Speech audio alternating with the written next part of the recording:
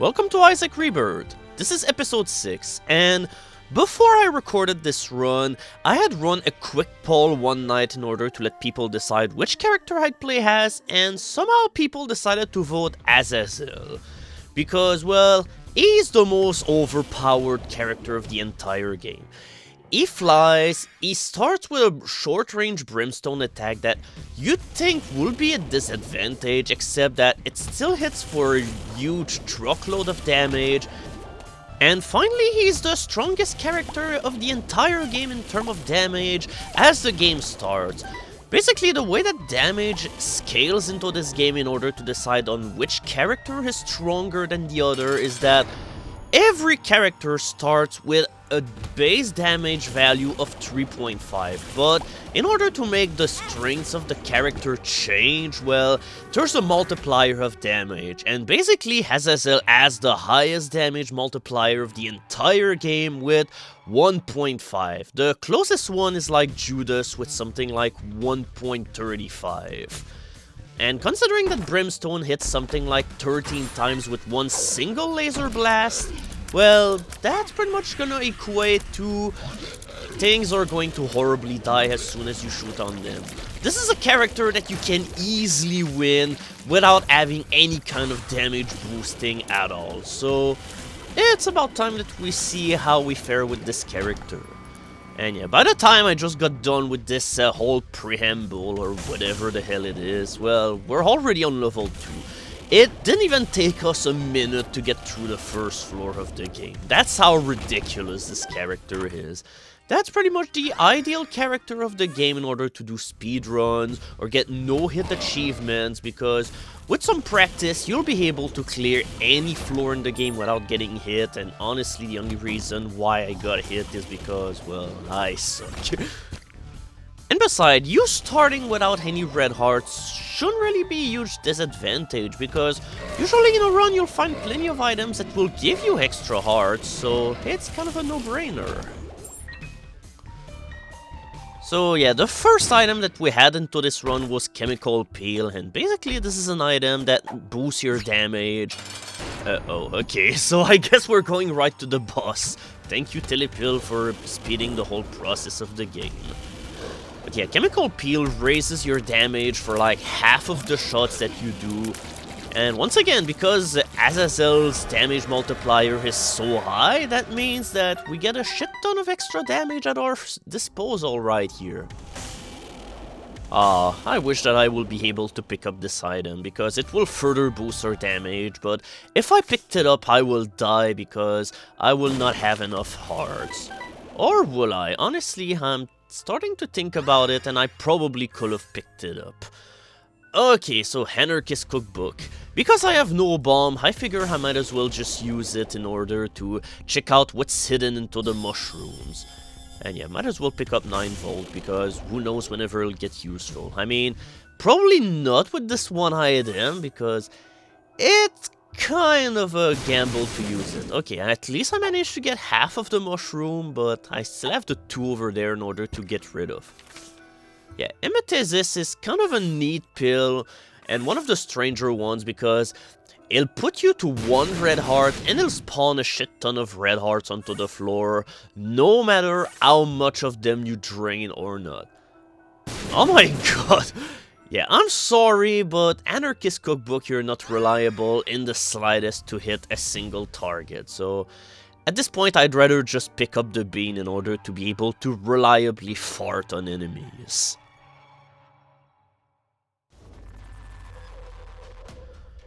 Welcome to the cave Catacombs.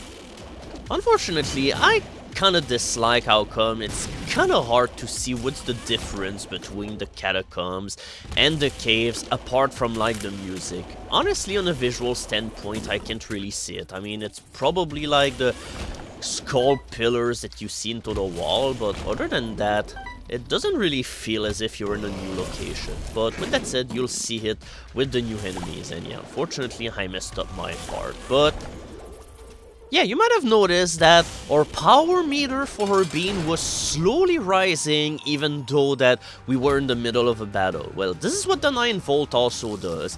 if you use an item that recharges in only one room, it will allow you to pretty much recharge your item gradually. Okay, the rightmost item is kind of a waste right now because it only allows us to fly, but holy shit, this one item is a great item. This is Mom's knife, and basically, instead of crying, now you have this boomerang knife at your disposal. It's a special item and well worthy of that title. Well, apart from like one or two items in the special item pool or whatever, I think they're all reliable and really fun to use. And the knife is probably one of my favorite ones. It's not as powerful as Brimstone, I think, but I think it deals far more raw damage. The only thing is that it's slightly harder to use, but other than that, you're still going to destroy pretty much everything instantly with it. Yep, case in point. Pretty much everything right now is just dying with one tiny tip of the knife. But yeah, also whenever you're in the Catacomb, the enemy loadout for the challenge rooms also change, which I gotta say is a good thing because I was starting to get really tired of seeing the one that will always pop out every single time. The only bad thing, however, with the knife is that sometimes you will destroy things that you didn't really want to destroy and therefore you will get hurt. Now, who knows why I didn't finish exploring the place I was at, but hey, I figure that shopping is always a priority. Yeah, I could pick up Hive Mind, but right now, yeah, I guess I'm gonna pick it up because who knows if there'll be any flies into her playthrough. But if we get any, then this item will make them a force to be reckoned with because they will make our flies deal double the damage, and therefore, with all of the damage that we have right now, we'd kill a lot of things really fast. Oh, and speaking of killing things really fast. Yep, we got two special items in one floor. The odds of that happening are usually pretty low, but Polyphemus is another fantastic item. You get a really high damage multiplier on your tears, but the main drawback is that, well, the firing speed becomes incredibly low. Low as in, I'm barely able to throw my knife more than 1 foot away unless I charge for very long. At this point, I'm just gonna charge my knife all of the time because otherwise I'm not gonna be able to throw it very far. But it's gonna be worth it, trust me. Now we're back to having no range whatsoever, but with this damage, we're not gonna require any kind of range whatsoever. Well, except maybe for those enemies, but hey, I figure we can still farm on them. So, alright, this is how it's going to go from now on. Let's see how this boss goes. Yep, only one shot. And honestly, it's not really gonna change that much. And now we have the Wiggle Worm, which just makes it so that our knife just does these really funny wavy patterns. Yeah, I might as well just keep it, because what else am I going to use at this point? Yeah, also poisoning these enemies are always good, because it will still hurt them even though that they're still in the process of being invulnerable to your regular shot. Poison ignores any kind of invulnerability out here. So yeah, that's pretty much gonna be the story of this one playthrough. We're an unstoppable god of destruction. A black demon of destruction and hatred and oh no, look, he's so cute. And yeah, these guys eventually become regular enemies. You fight them as bosses in the basement, but after that, you see them in every other floor, and their behavior is actually completely different. And yay, we got another store upgrade. With the level 2 store upgrade, there's now gonna be 4 items on sale. And yeah, that's always a good thing. And that's one of those rooms where I honestly wish I had a black heart handy, because honestly, this is where my range might actually end up backfiring against me. Clearing these rooms while having no control over where your knife is gonna end up is kind of tricky. Alright, Chub, show me... Oh, okay, never mind. I guess this fight is over. Alright, we got another red heart just in time for the goated. Looks like we're going to meet our good old buddy Satan again at the end of this playthrough. As well as having any kind of other deals in the meantime, but Yeah, we're still not done with this floor, so might as well just go and finish this entire floor. Yeah, if I charge for very long my knife, I can still have a very good range, but other than that, well, it's gonna take long in order to achieve this kind of result. And yeah, the dark blue champions also give you flies. Yeah, I killed this one skeleton statue enemy with only one fly. Because remember that fly damage is dependent on your own damage. And with the knife, with Polyphemus, the chemical peel, Azazel and everything, well, that's starting to be a shitload of damage. And it's now time to make way for the overweight flying angel. Yeah, at this point, just picking up the bucket of lard is still a good thing just because it's gonna allow me to do far more devil deals.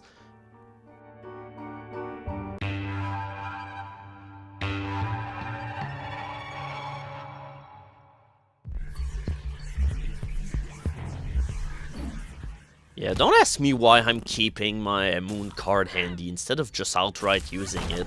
I suppose I still have that reflex of having one card to teleport handy whenever you do the boss rush, because that's usually what I use them for, but since it's a brand new game, I have to defeat the boss rushes in order to unlock the items that they have behind them. And besides, with this character, I'm not really sure that the boss rush is something that I will mind doing, considering that it probably will be over in about a minute. I guess we're gonna have to see how long it'll take. Yeah, we saw these enemies in the basement, except that now they're much paler, and basically whenever you kill them, there's either a chance that they will turn into a fly, or they will transform into one of these skeletons that throw a shit ton of bones at you and that are kinda hard to avoid. These enemies are kinda feared. Unlike all of these overweight goobers that are a complete joke, even at this point of the game. And yeah, paperclip is a pretty handy trinket to have. Definitely something that is worth ditching or wiggle worm for, because it allows you to open treasure chests of the golden variety without using up any keys whatsoever. And now it's time for the biggest sin of all, gambling, that have been enabled because of Leo, that allows you to break rocks, as well as skulls that allow you to pretty much get a whole bunch of freebies for free. All that we're going to do from now on is pretty much to run our butt into every skull that we see in order to allow us to get all of their goodies. Yeah, I could pick cancer, but honestly, it's not really gonna increase the range of my knife that much. And yeah, we saw the broken ankh as well, which is probably one of the worst trinkets you can have. And believe it or not, that is something that we had to unlock. Yep. Whenever you have the broken ankh, you have 20% chance that whenever you die, you transform into interrogation mark, interrogation mark, interrogation mark, and that entitles you to, well, to have 3 blue hearts, to not be able to have any heart containers per se, and be a generally boring character. 20% chance, people! Do you want to risk the HUDs? See, Gray doesn't really understand what it's like to argue against the odds. And this is why he had to pay with his life. So now, here's time for something to do that allow you to get some extra money when you're into a bind. You can bomb the donation machine in order to extract money away from it. And therefore, we can buy the Humbling Bundle. Yep, this is totally not influenced by the Humble Bundle. But yeah, this is a great item because now it doubles the amount of coins, hearts, any number of things that we can find onto the floor. Except like soul hearts, black hearts, tarot cards, half hearts, all of that sort of thing. Basically all of the things that you couldn't really duplicate. Like trinkets also, for instance. Also, speaking of trinkets, holy shit, we have a lot of things. Honestly, if I knew that I will find that Temperance card, I probably could have saved on the bombing of the donation machine in order to get money, because now I'm pretty much gonna be swimming in money. Oh, okay. I guess I can waste some more hearts just in order to get more money. The reason why I'm keeping to play with the donation machine is that I want to eventually unlock the blood bag, which is a great thing to have. Okay, I'm never having any kind of money problem anymore, so at this point I should have waited on a bit more before being trigger happy with the donation machine. Alright, here's time for another thrilling boss fight with the cage. Unfortunately, a cage is just in order to pretty much trap everyone inside, and this is what happened. Do I even bother picking up this item? I mean, I probably could activate the Whore of Babylon really easily by using the donation machine. Yeah, this is what we're gonna do. Alright, more money, as well than having a horrible curse. Because at this point, we need to be even stronger.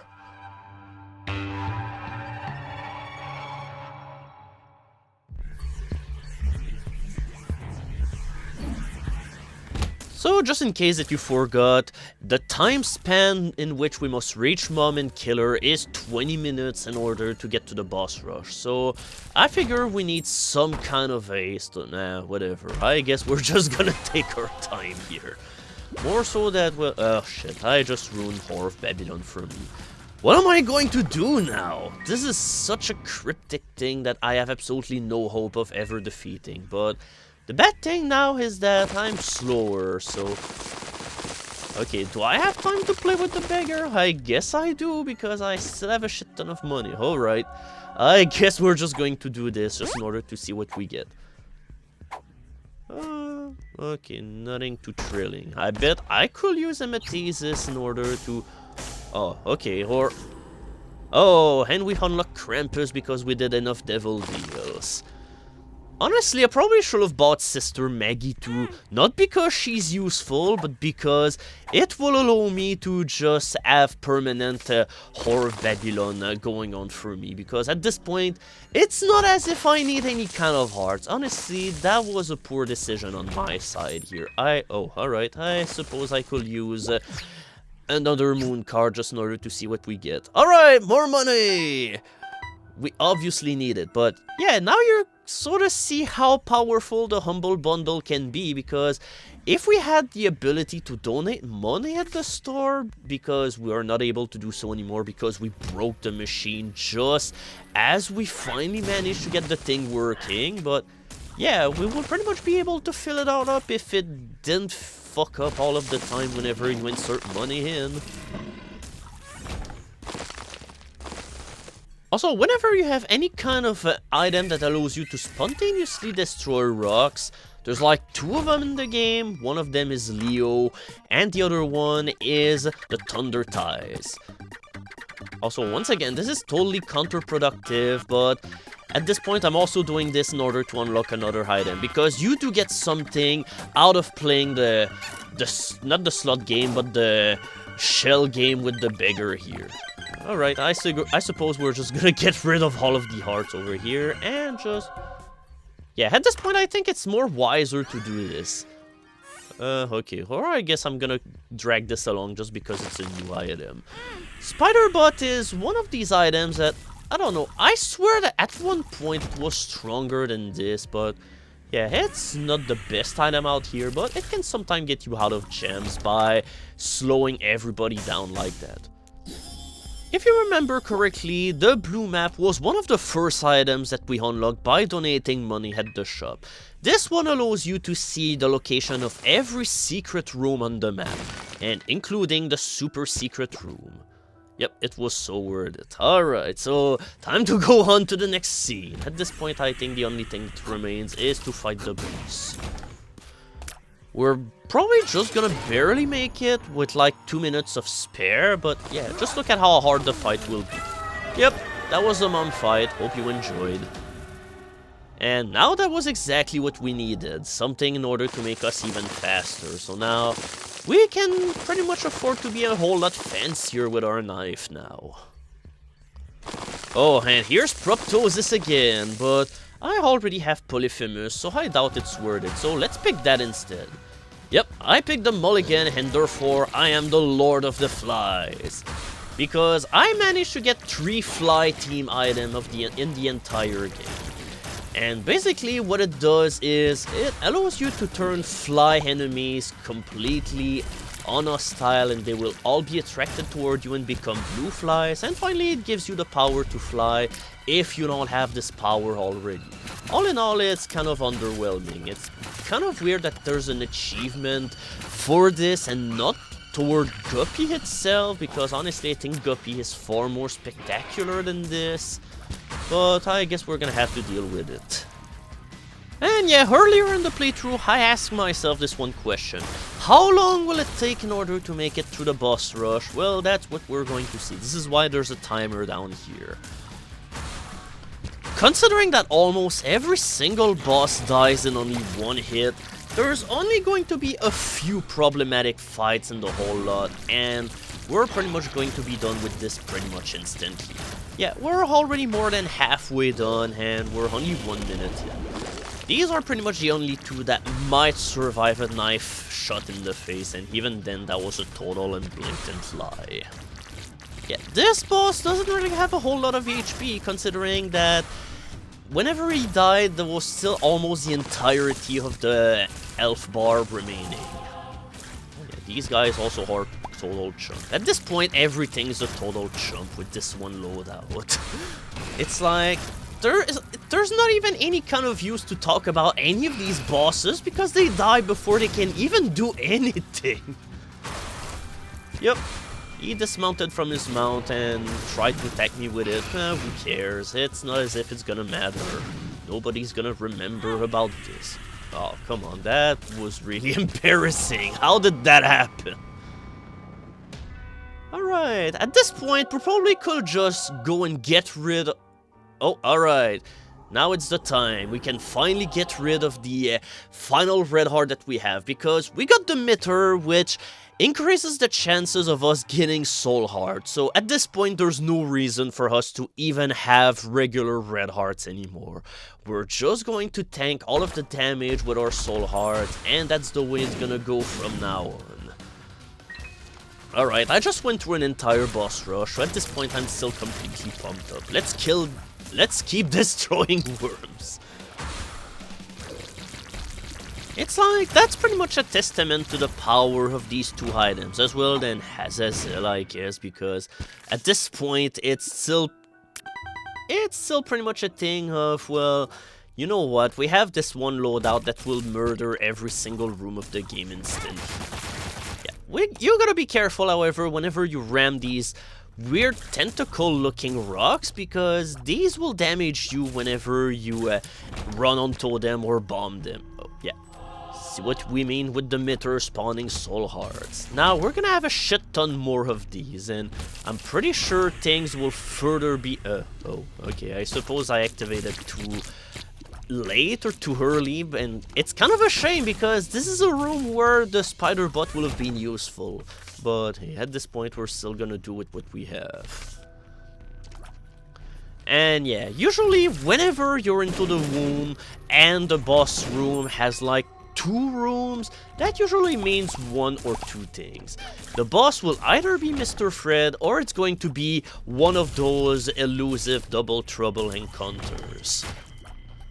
A double trouble encounter is basically a boss fight where you must fight 2 of the same boss in the room, and generally it's not really thrilling, but hey, there are some bosses that can lend themselves to some very thrilling fights, but honestly, I'm allowed to be jaded with this one character that I have. At this point, I'm just going through the motion and get everything done.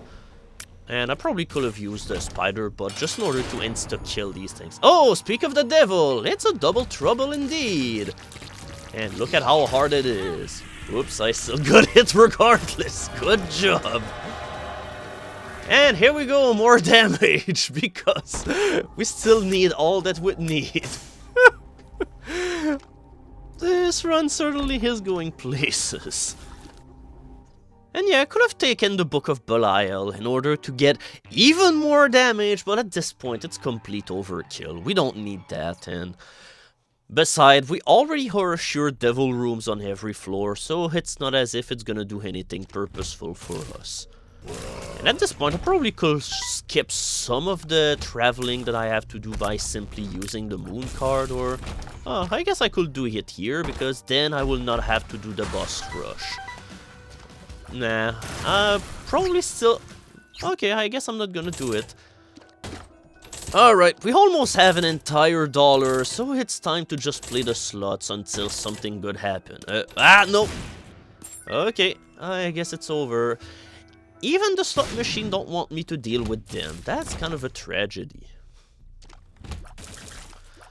Now, considering that the treasure room is just on the side of this double lock room, we will be able to get into it by bombing the inside of the secret room, but hey, we can do that.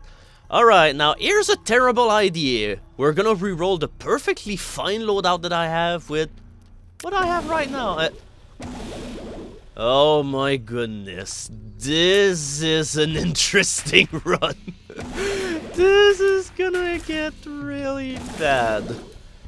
Yeah, basically what happened is we reverted to our regular brimstone, but what we're having here is anti-gravity brimstone. And there's one circumstance where it can be really useful, but other than that, it's kind of a pain to use, more so considering Azazel's really short range. But yeah, we got our blue map rerolled, but because it revealed the location of the map earlier, then we're still able to see where it was.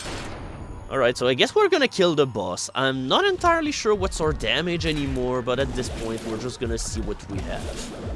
Also, the other item that we have is the Holy Mantle. It allows you to survive one hit per room without taking any kind of damage, but yeah, it's kind of hard to see right now considering the pandemonium that is going on right now. Oh, and I guess another item that we have is Infamy, because it's been like twice that I rammed my face into projectiles and I didn't take any damage. Yep, and that's it for this one run, but... god damn it. Yeah, because of the dice room, it also rerolled Goat's Head, and even though we didn't get hit, we still did not get the devil room. So here's the ending cutscene.